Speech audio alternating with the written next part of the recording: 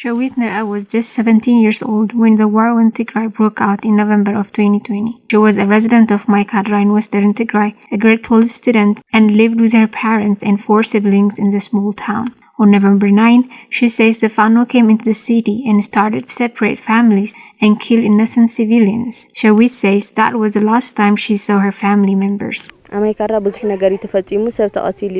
was so much violence committed in Maikadra.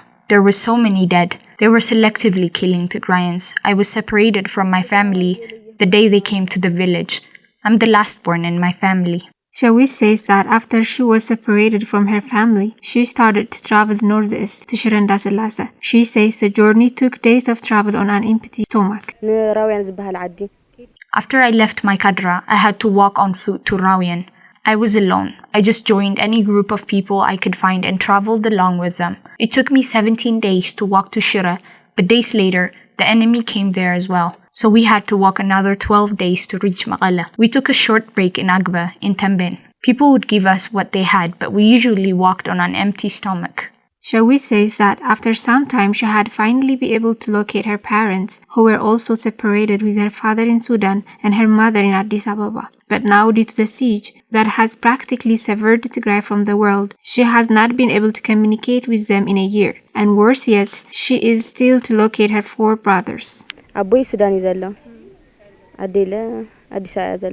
don't know where my brothers are, but my father is in Sudan and my mother is in Addis Ababa. When Maqala was still under occupation, I used to communicate with my family, but since the start of the siege, I haven't been able to hear from them. I haven't heard from my family in 1 year. People tell me that you can make calls in border areas, but I have no money to travel so far. Shawit, far from home and away from anything or anyone that's familiar, is still adjusting to life in the IDP camp. More than 19 months after she has been displaced from her home, she says she's lonely and dearly misses her family and asks us to pass along this message.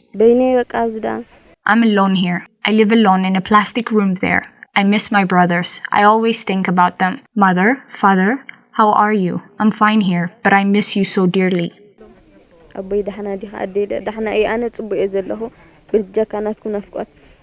Shawit says the world should not forget Tigray and its people. She asks that they demand that phone services be restored and people to be allowed to access their saving accounts.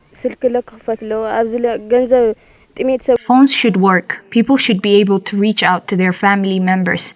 Everyone has enough savings in their bank account, and yet they're starving. Banks should work so we can help ourselves.